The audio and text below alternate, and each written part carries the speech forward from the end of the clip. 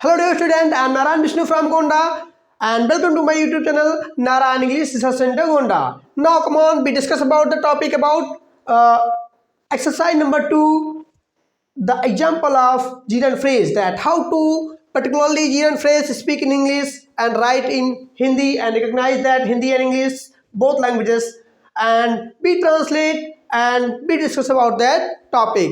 देखिए आज का हमारा जो टॉपिक है बेटा एक्सरसाइज नंबर 2 है। हमको gerund phrase को कैसे इंग्लिश में पहचानना है और उसको कैसे इंग्लिश में बोलना है। देखिए इंग्लिश में बेटा पार्ट्स ऑफ स्पीच होता है, बोलने के हिस्से होते हैं। नाउ तो यहाँ पे देखते हैं बेटा gerund phrase होता क्या है।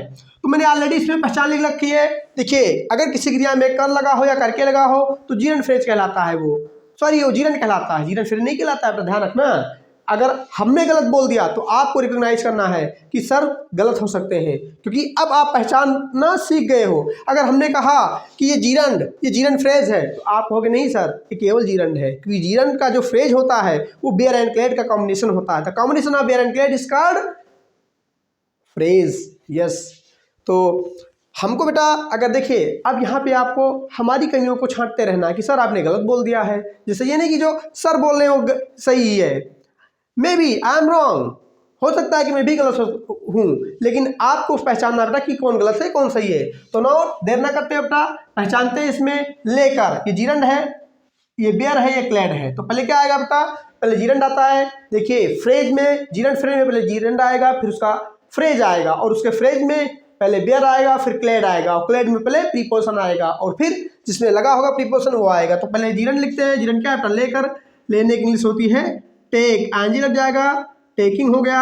अब पहले बेयर आएगा, तो बेयर क्या है, हथियार, द बीपन, WEAPON, बीपन, हाथों में। तो पहले मेक इंग्लिश बेटा इन, फिर द क्या नाम है, हाथों, द हैंड्स, द हैंड्स। अब आइए बेटा रास्तों पर चलकर, तो चलने की इंग्लिश होती है बेटा वॉक, वॉक में ING लग जाएगा, हो जाएगा हमारा वॉकिंग। अब इसका फ्रेज आएगा, तो इसके फ्रेज में केवल क्लेड है तो केवल क्लेड आएगा।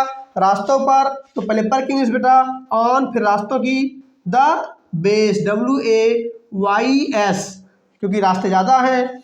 अब नदियों के बीच में तैर कर, तो हमने पहचान कर रखा है बेटा, पहले तैर के इंग्लिश आएगी, तो तैरने का होता है स्विम, तो हो जाएगा स्विमिंग, SWIMMING, स्विमिंग। फिर नदियों के बीच में, तो पहले के बीच में इंग्लिश बेटा बिटवीन, और फिर नदियों के आएगा बेटा द रिवर्स। सबके समझ में आ रहा है बेटा, रिवर्स क्यों हो गया, क्योंकि नदी ज़्यादा थी। अब भोजन बनाकर, तो बनाना जीरंड है बेटा, बनाकर, और ये भोजन। देखिए यहाँ पर इसका केवल बेयर इसका फ्रेज है, समझ में आ रहा ना। मैंने आपको बताया था कि जीरंड का फ्रेज बेयर क्लेड दोनों हो सकता है, केवल बेयर हो सकता है और केवल क्लेड हो सकता है। तो ये भोजन बनाकर, तो पहले बनाने के लिए आएगी बेटा, बनाने का होता है कुक। क्या होता है बेटा, कुक, आंजी लग जाएगा, कुकिंग, और फूड का, और भोजन का क्या हो जाएगा बेटा, फूड ही होता है, तो कुकिंग द फूड। तो हम जीरंड फ्रेज के कुछ एक्सरसाइज को मैंने किया है बेटा, मैंने केवल 4 एग्जाम्पल दिया है।